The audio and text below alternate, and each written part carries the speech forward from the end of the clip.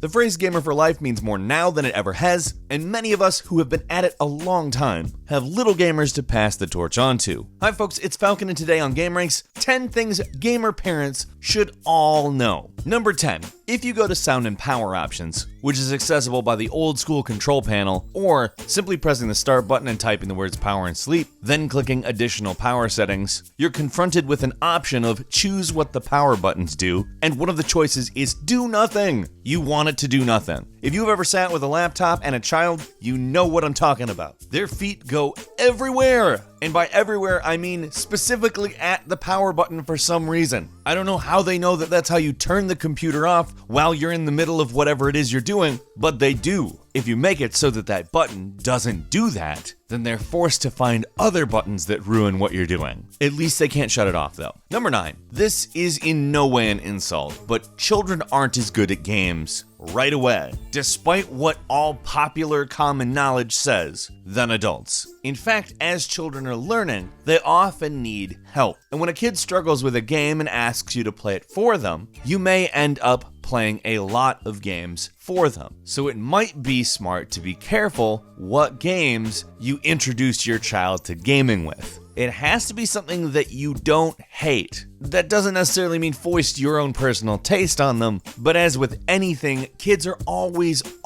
learning. And that means you're always teaching. And if you're teaching games, that means always playing the game until they get it. It can drive you wild, so choose wisely. Number 8, I just alluded to it in that one, but don't force your gaming preferences on your kids. Just don't. It doesn't matter what they like. If you're an old school platform gamer who has a very specific collect-a-thon, cute animal mascot preference, if they like Fortnite or Call of Duty for that matter, don't take a big dump on them. Remember, this is another human being with their own thoughts, taste, feelings, emotions, preferences. It's okay not to understand why they like it. That's perfectly fine.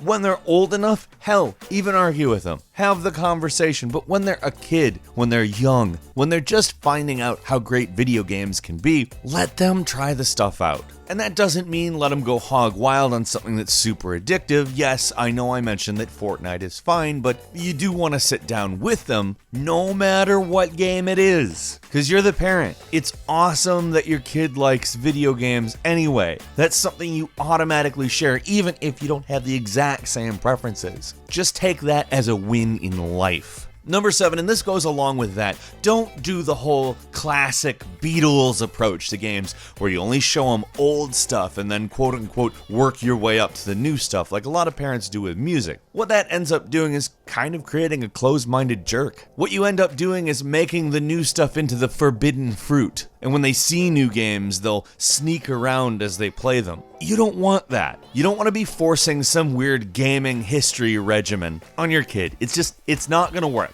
It will blow up in your face. Just make sure that they're exposed to the old stuff as much as the new stuff and let them like what they like. Number 6, get used to playing video games at 2 a.m. because that's when you're going to be playing video games. Your kids are going to go to sleep and it's going to be later than you want it to be on that day that you have the ability to play video games at night. They're going to be like, guess what? Staying up till 11. You're 5. Why do you even want to stay up till 11? There's nothing for a 5-year-old at 11 other than the video games that I, the parent, want to play. No, get used to it. Just accept it. Instead of trying to resist it, accept it. That way, when you play, you will treasure it. You will have fun. You will not be thinking, ugh, I couldn't do what I wanted. It's only going to make you resent your kids, and you don't want that. You want a strong, awesome relationship with your kick-ass gamer children. You don't like Fortnite? Tough. Play Nier Automata at 2 a.m. You're automatically in a better frame of mind for the message of that game anyway. Oh, right, yeah. Human existence and stuff.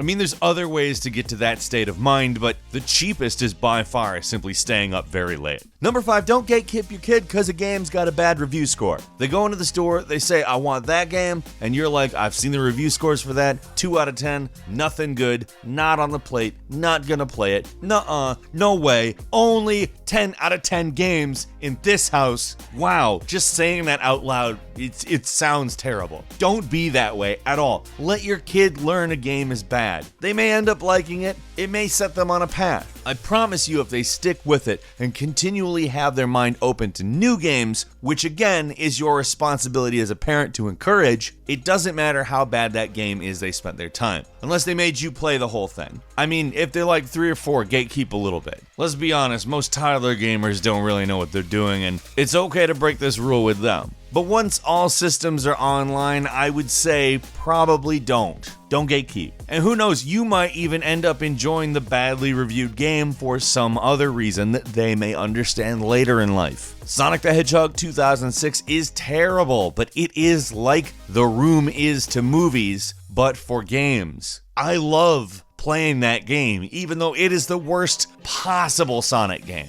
And number 4, while we're on the subject of gatekeeping, what is acceptable gatekeeping? Well, specifically, let's talk about games that are a little bit more mature and developing children's brains. A kid is malleable, they soak up everything like a sponge. You cannot avoid this. There are things you want kids to learn when they're a little bit older. Some language, the birds and the bees, etc. And it's not that you want to hide it from them, it's that you want to mitigate some of it while they're very young. That's okay. Now, yes, kids are going to be passing around the adults-only games. Like, I'm not going to say I was a legal adult before I played Conker's Bad Fur Day or anything like that. Same goes for Grand Theft Auto. But again, like a 6-year-old doesn't really need to play either of those games. You'll know when they're ready, and once they're ready, just let them play it. Don't be puritanical, but know that developing minds act differently in response to new information. Number 3, keeping that in mind, it probably comes off as a no-brainer. You've been playing games your whole life, but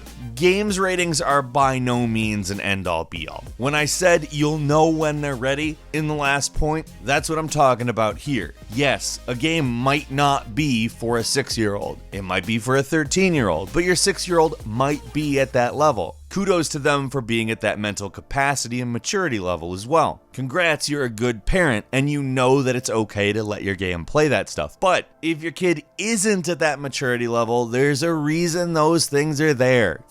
Approach all of these games on a case-by-case basis, and try to be nurturing. Number 2, this one is going to sound like a no-brainer, but I know a lot of people who haven't thought this way yet. If you don't have a Switch, get a Switch. The Nintendo Switch is something that isn't just great for kids, it's great for parents. I've seen tons of hardcore gamers who, because of the process of having children, fell away from gaming a bit, and getting their kid a Switch not only gave their kid access to probably some of the best games out there. Nintendo is a powerhouse, and that's just this generation. Once they get to that virtual console or whatever they call it this time around, that thing is going to be a monster for you. But on top of that, it's going to be for them. If you have the money, get a couple of them. Play together. Enjoy the fact that it's a machine that was built for parents and kids, and it accommodates other people in the house. Let's say you want to watch a TV show while your kid wants to play games, or vice versa. It's possible. Number 1, I alluded to this earlier in the video. Look, kids are a handful. They do tons of crap they are not supposed to do. Even if you tell them they're not supposed to do it, you can set clear boundaries, and there will be times that they cross them just because. Your console has parental controls on it, and they're not just for covering up the anime titties. They're also there to require parental authorization to use credit cards. So Battlefront 2 was really a hellfest when it came to the loot box situation, and a kid could easily spend $3,000 doing that. Oh, and if you think that that's not the case, no, you're wrong. I saw more than once in the news very similar stories to that, so